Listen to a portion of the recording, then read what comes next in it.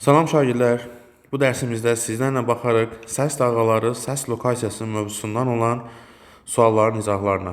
Başlayaq birinci sualdan. Ən aşağı tonlu səs dalğasına aşağıda göstərilən tənliklərdən hansı uyğundur? Biz öyrənmişik ki, səsin tonu, yüksəkliyi və yaxud da zilliyi, bunlar üçü də eyni anlayışdır. Səsin tonu, yüksəkliyi və zilliyi asılıdır səs dalğasının tezliyindən. Səsin gürlüğü isə asılıdır səsin amplitudundan, səs dalğalarının amplitudundan.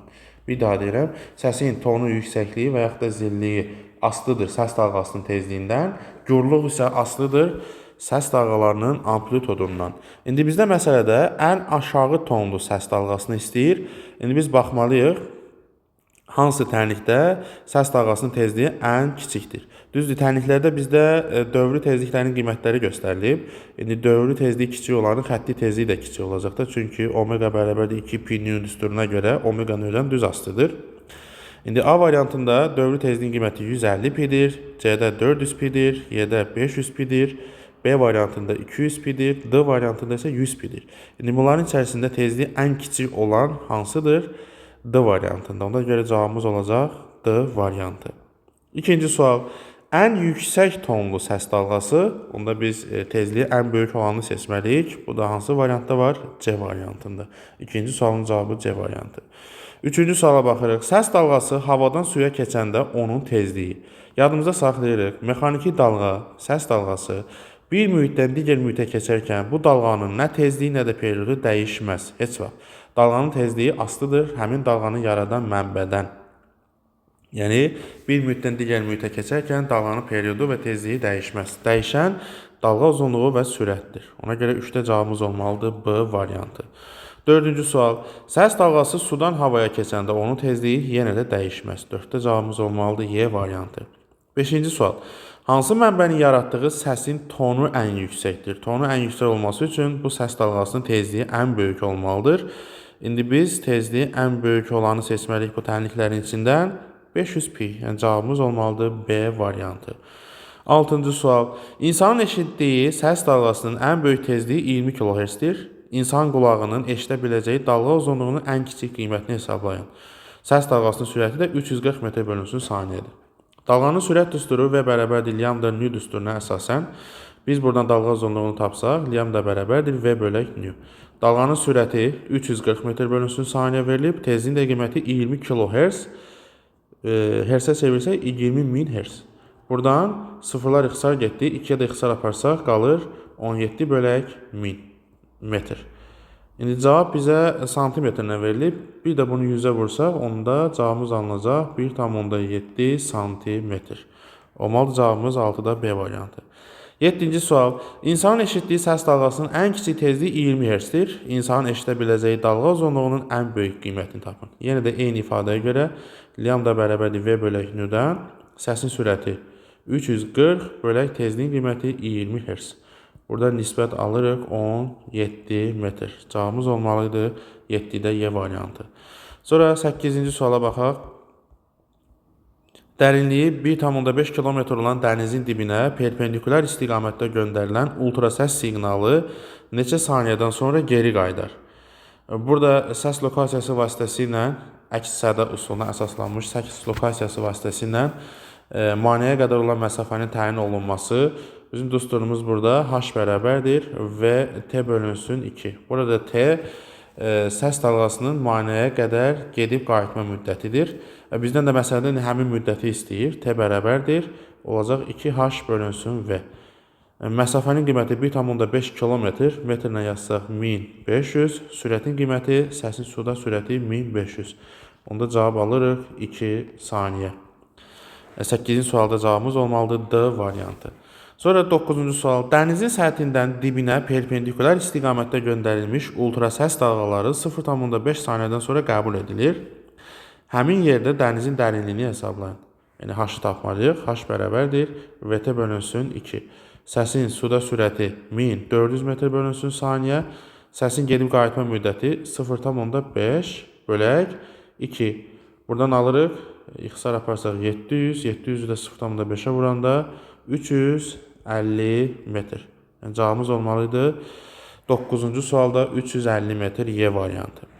10 nömrəli sual. Səs lokasiyasında obyektə qədər olan məsafə hansı ifadəni təyin olunur? H bərabərdir VT bölünsün 2. 11. Fizikanın səs hadisələrini öyrənə bölməsi akustika. 12-ci sual. Səsin hər hansı maneədən əks olunaraq geri qayıtması hadisəsi necə adlanır? Bu səs əks-səda hadisəsi. Əks-səda hadisəsi. 12-də cavabımız olmalıdır A variantı. 13-cü sual. Səs dalğalarının köməyi ilə müxtəlif obyektlərin yerini aşkar etmək və onlara qədər olan məsafəni təyin etmək üsulu buna səs lokasiyası demişdik. Və həmin məsafə hansı düsturdan təyin olunurdu?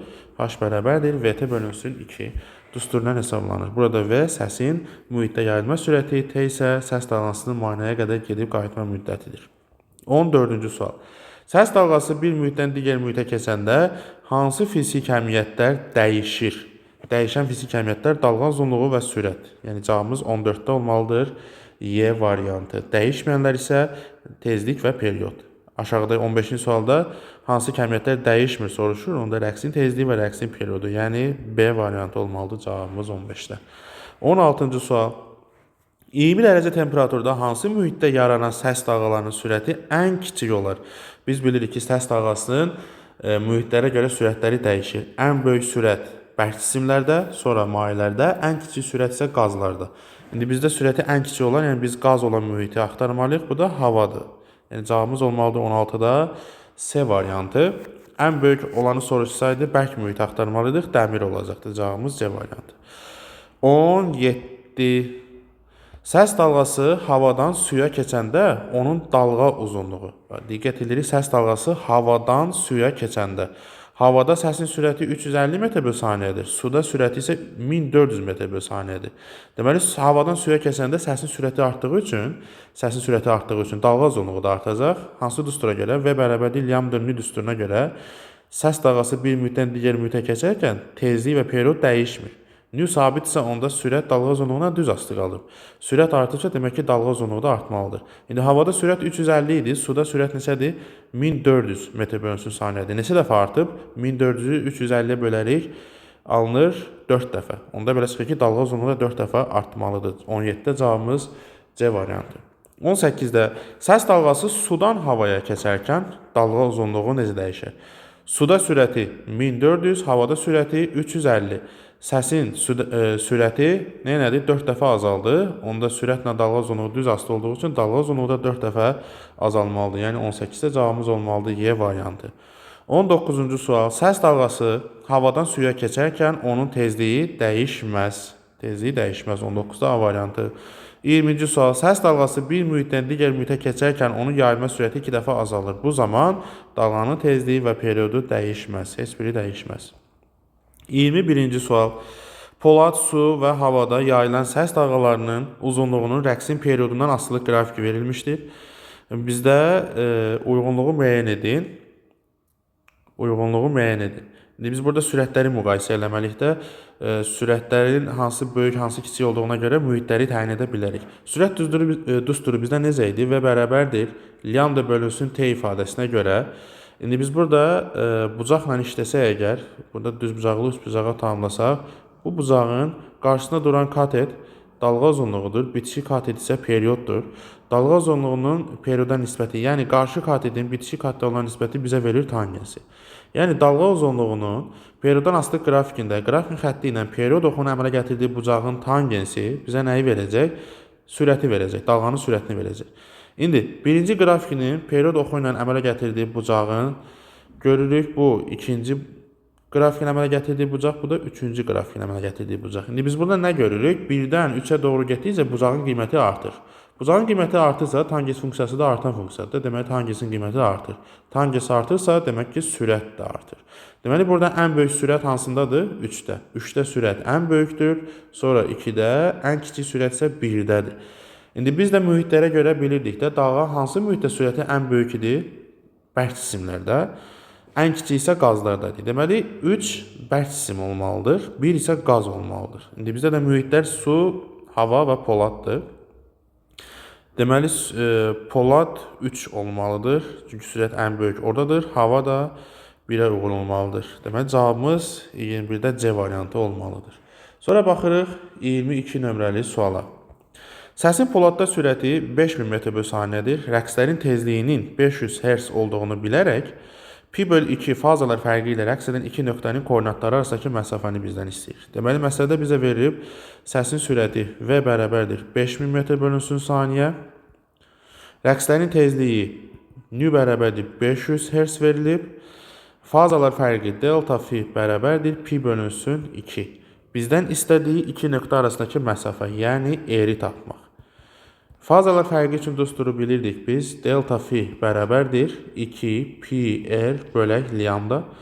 Buradan iki nöqtə arasındakı məsafəni, yəni eri tapsaq, olacaq delta fi vuraq lambda bölünsün 2 pi. İndi ilk öncə biz dalğa uzunluğunu tapmalıyıq.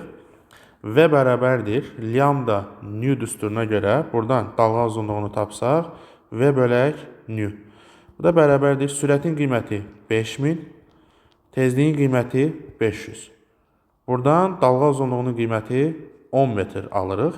Gətirib yuxarıdakı ifadədə yerinə qoysaq, fazalar fərqi pi bölək 2, pi bölək 2, məxrəcdə bir 2 pi var, dalğa uzunluğunda 10 metr tapdıq. Onda buradan cavabımız olacaq 10 bölünsün 4-dən 2 tam onda 5 metr. Yəni bu sualda cavabımız olmalıdır 22-də 2 tam onda 5 metr A variantı. Sonra baxırıq 23 nömrəli sual, sonuncu sual. Səsin poladda sürəti 4800 metr/saniyə V bərabərdir 4800 metr/saniyə. Rəqslərin tezliyində 400 Hz verilib bizə. Nü bərabərdir 400 Hz verilib bizə. Dalğanın fazalar fərqi pi böl 2 olan delta fi bərabərdir pi bölünsün 2 olan iki nöqtə arasındakı məsafəni bizdən istəyir yenə də. R bərabərdir sual işarəsi. Yenə də eyni qayda ilə biz ilk öncə dalğa uzunluğunu tapaq. V bərabərdir lambda nü düsturuna görə dalğa uzunluğu lambda bərabərdir V bölək nüdən. Sürətin qiyməti 4800 bölünsün tezlik 400. Buradan alırıq 12 metr dalğa uzunluğu. İndi fazalar fərqinin düsturu delta fi bərabərdir 2 pi r bölək lambdadan. Buradan biz r'i tapsaq, r bərabərdir delta fi vuraq lambda bölünsün 2 pi. Bu da bərabər delta fi'nin qiyməti pi bölək 2, məxrəcdə 2 pi vuraq lambda dalğa uzunluğunda 12 metr tapdıq. 12. Pilər getdi 12-ni 4-ə böləndə cavabımız alınacaq 3 metr. Deməli 23-cü məsələdə cavabımız olmalıdır 3 metr.